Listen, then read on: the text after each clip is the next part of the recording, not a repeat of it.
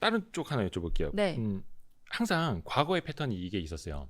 중국에서 소비가 확대되면 네. 우리나라 면세점, 네. 화장품, 네. 수혜 네. 이 공식이 있었는데 네.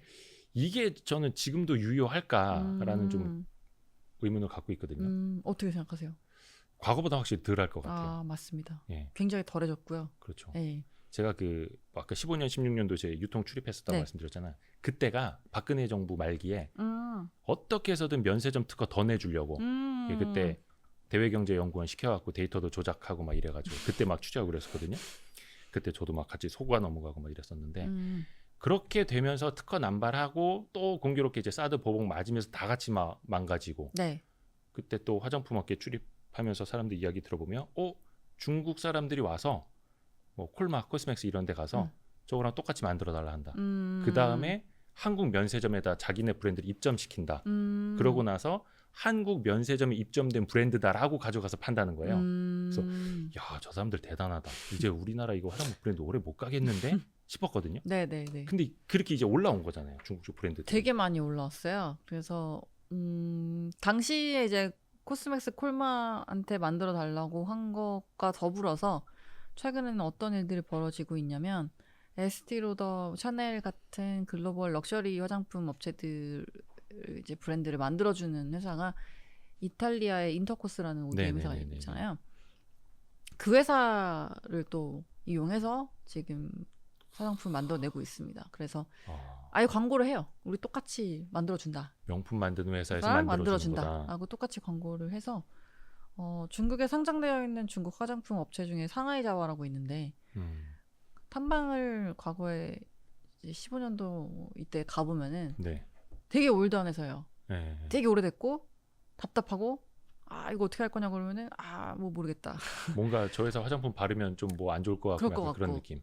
그 회사가 하던 이제 브랜드가 되게 많았는데 그 중에 메인 브랜드가 허버리스트라는 브랜드가 있었어요. 네네네. 근데 그 브랜드가 과거에는 라네즈급의 브랜드였거든요. 근데 지금은 중가 정도. 중가 정도. 네. 근데 지금은 에스티로더 갈색병보다 더 비싼 에센스를 내놓고 있어요. 아, 그래요? 네. 야. 립스틱도 디올 립스틱보다 더 비싸거나 비슷한 가격 레벨의 제품들을 내놓고 있습니다. 그래도 그쪽 소비자들이 그 인정해 준다는 거잖아요. 인정을 이제 해주기 시작했고 자기들도 우리도 메이드 인 차이나 럭셔리 할 거야. 이런 상황이 된 거고 더불어서 이제 또 합리적 소비를 하는 이러한 니치 브랜드 나오는 쪽에는 네.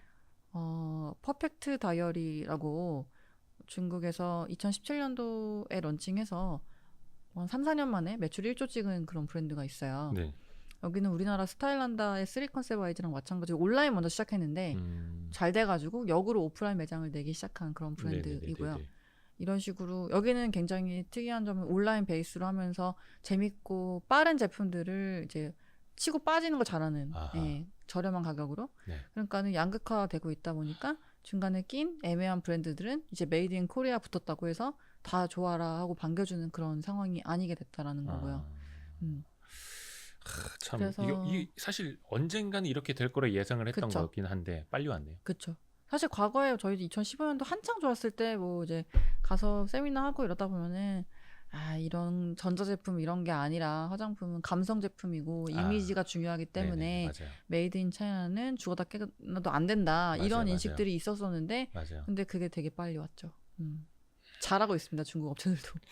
그러니까요. 네. 나름 이제 전략적으로 한 건데 그 이제 근본적인 질문을 다시 한번 드려보자면 네. 그러면 우리나라 면세점, 우리나라 화장품 업체들은 과연 중국 의존도를 낮추면서 과거만큼 성장을 할 수 있을 것이냐라는 것도 봐야 되잖아요. 사실 중국 의존도를 낮추기는 쉽지는 않을 거예요. 왜냐면 글로벌리 화장품 시장 규모를 봤을 때 2017년도 기준으로 보면은 중국이 한 2등 정도 했고 그렇다 보니까 중요한 국가입니다. 중요한 국가고 그렇죠. 그렇다 보니까 그 다음으로 좋아질 지역을 찾는다면은 뭐 아세안이나 이런 동남아시아 쪽일 텐데 근데 사실 아직까지 이쪽에는 비중이 그렇게 크진 않아요. 네. 전체 실적을 차지하는 비중이. 그래서 결국에는 중국에서 성장을 보여줘야 되고 그리고 그쪽에 익스포저를 늘려나가는 게 맞는 방향이라 보는데 근데 앞서 말씀드린 것처럼 시장의 색깔이 좀 많이 바뀌었어요. 예전처럼 뭐 한 가지 히트 제품이 나와가지고 엄청 뜨고 뭐 이런 것들이 이제는 메이드 인 코리아 붙였다고 다 통하는 그렇죠. 시대가 아니라서 그런 럭셔리 쪽 아니면 니치 브랜드 요렇게 두 가지 트렌드에 맞는 포트폴리오를 가지고 있는 업체들이 유리하다고 보고 있고요. 그래서 면세점도 이제 말씀 주셨지만은 면세는 일단 지금은 전체 시내 면세점 매출액의 90% 정도가 다 보따리상 매출이에요. 그렇죠, 그렇죠. 예. 외국인들 뭐 관광객이 없다 보니까 그렇죠. 그리고 품목으로 봤을 때에도 85%가 화장품 매출액이에요. 지금도 그래? 네, 네, 아직 그렇습니다. 그래서 빨리 일단은 격리 해제에 대한 부분이 우리나라에서 백신 맞은 사람들 외에도 좀 적용이 되어야 되는 부분이라 보고요. 왜냐하면은 이게 월별 면세점 매출액을 평시에 봤을 때 보통 우리나라 면세점이 한 14억 불 정도 했었거든요, 한 네, 달에. 네. 근데 그중에 내국인 매출액이 1억 불밖에 안 되고요. 나머지 13억 불이 외국인 매출액이었어요. 네, 네. 그러니까 우리나라 사람이 우리나라에서 백신 맞고 갔다 와서 사실 여행 갔다 와가지고 면세점 구매한 걸로는 면세 실적을 들어 올리기에는 아직까지는 되게 부족한 상황이다 보니까 그렇죠. 결국에 외국인이 와줘야 된다. 근데 격리 해제가 매우 중요하다. 네. 그래서 한동안에는 한국 사람들이 한국 면세점에 가면은 약간 조금 대우 못 받았던 그럼요. 시절이 있었죠. 네. 또 명동가도 마찬가지였고. 오히려 또 직원분들도 중국에서 오신 분들이 많아가지고. 맞아요. 네. 한국 사람들은 한 30분 동안 골라서 이제 몇만 원 사가는데 중국 사람들은 여기서부터 여기까지 싹 쓸어가니까. 네. 참 그런 시절이 있었네요.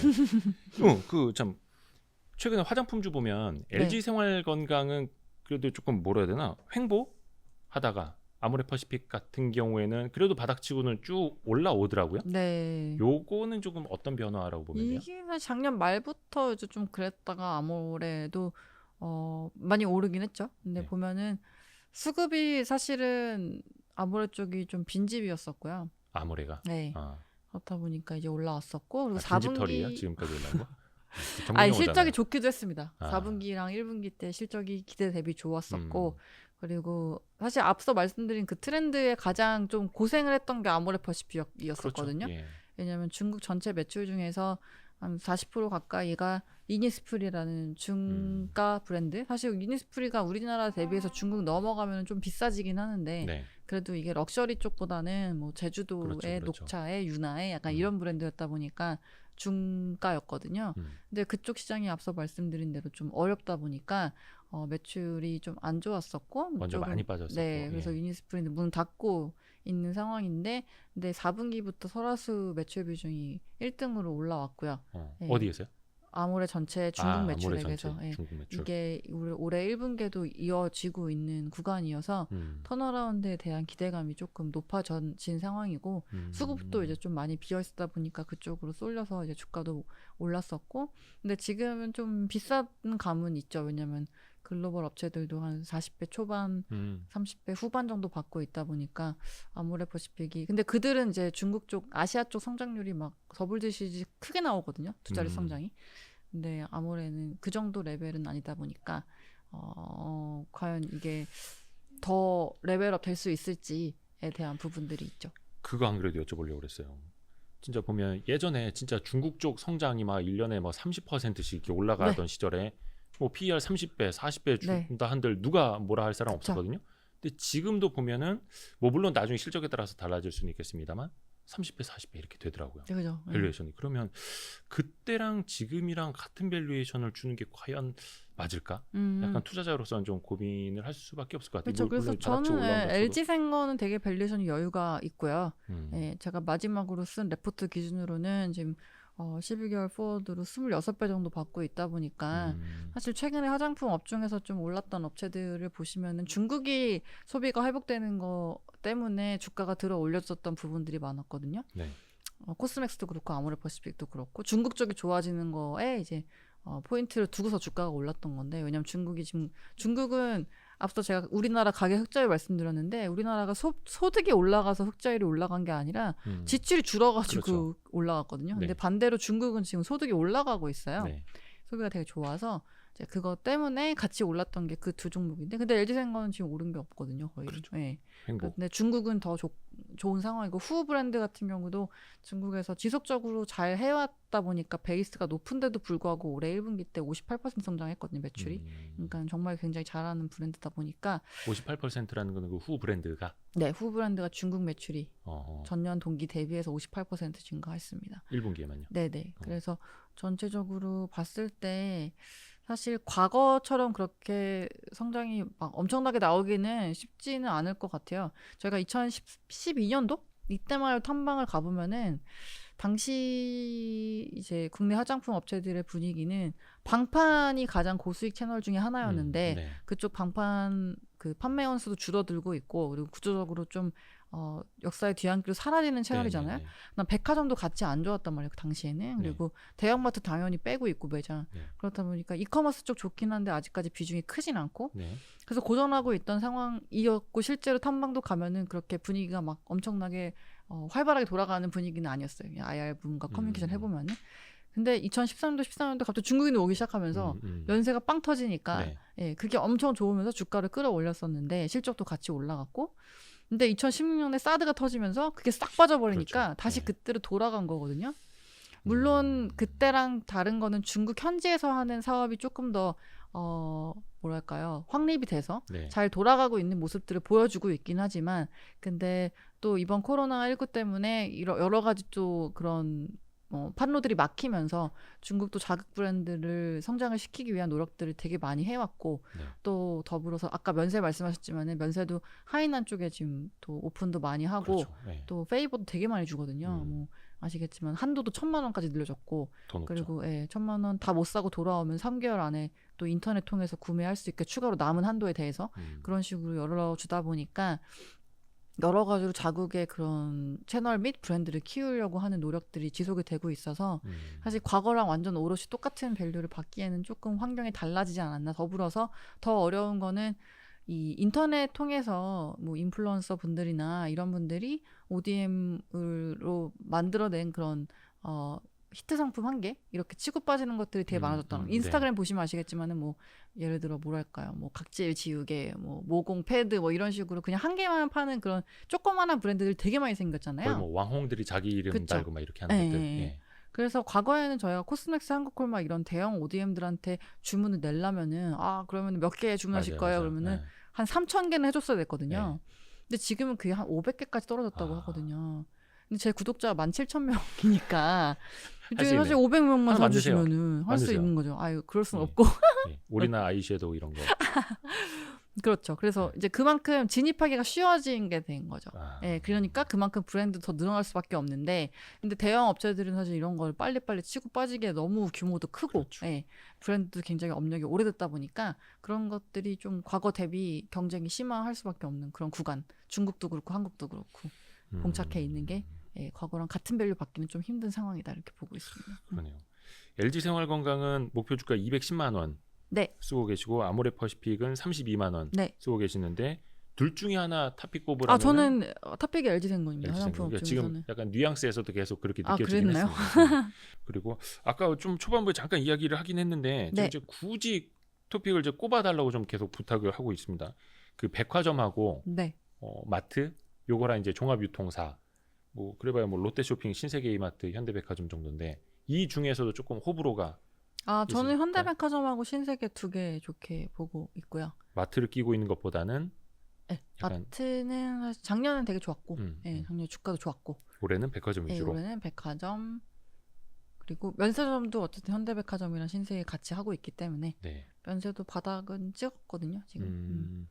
그렇죠. 그러니까 중국인들에 국한되지 않고 외국인들의 그 한 사람당 사가는 객단가 데이터를 보시면 2016년도 이럴 때는 한 사람당 사가는 그 객단가가 뭐 360불 이 정도였는데 예. 지금은 뭐 10,000불 넘어가거든요. 그러니까 한 분이 오셔가지고 엄청 많이 사가시는 거예요. 그런 식으로 또 잘 코로나 시대에 적응을 하고 있다 보니까 면세도 바닥은 지금 찍은 상황이고 음흠. 그래서 또 하반기에 뭐 여행이 재개되고 뭐 이런 기대감들이 좀 붙기 시작하면 면세도 같이 또 반등을 세게 할 테니까 그런 거에 대한 모멘텀도 같이 누릴 수 있는 종목이라고 생각하고 있습니다. 5월 31일 현재 그 목표 주가는 현대백화점 11만 5천 원 쓰고 계시고 신세계는 40만 원 네. 쓰고 계시네요. 그래서 마트보다는 역시 백화점 그리고 면세점까지 같이 하는 네. 신세계랑 현대백화점이 공교롭게도 그 부분 이제 비슷하니까요. 그렇죠.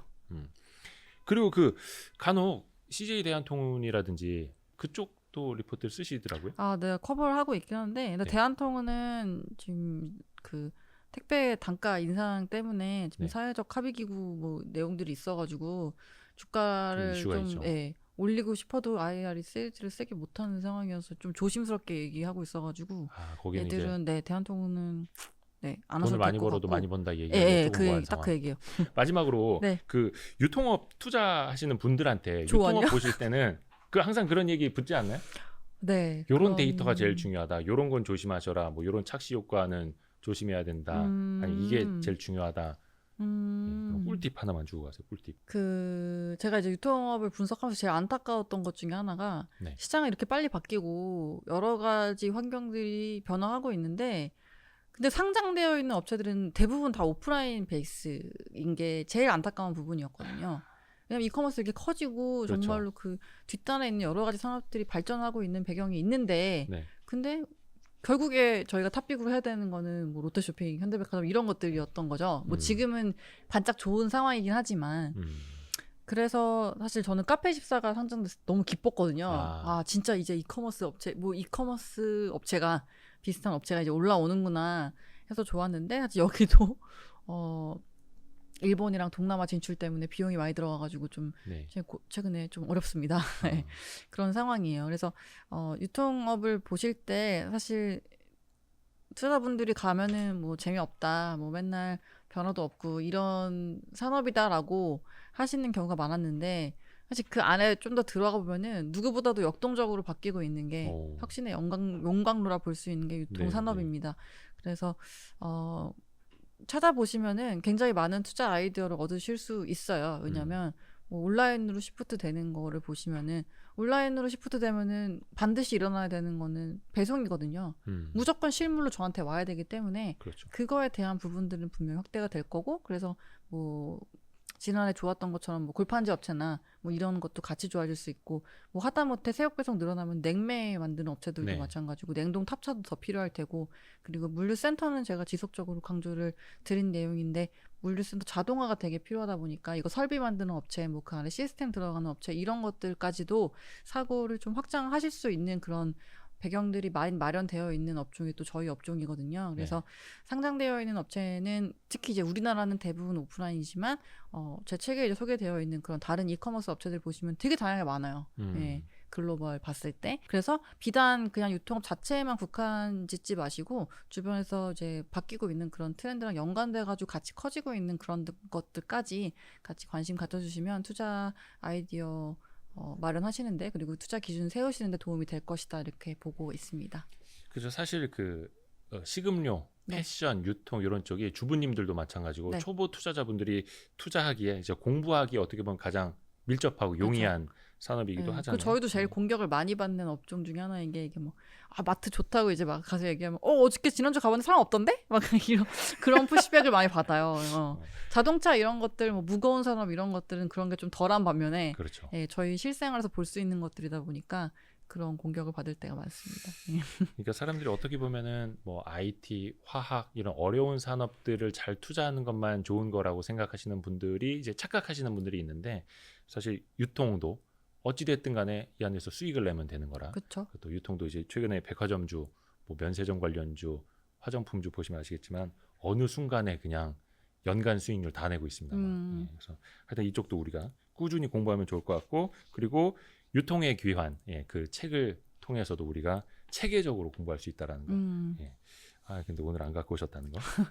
빨리 여기 하여튼 100권 띄워주면 안 돼요? 오늘 이제 바쁘신데 시간 내서 너무 고맙습니다. 네, 감사합니다. 고맙습니다. 네, 감사합니다. 수고하셨습니다. 네. 아유.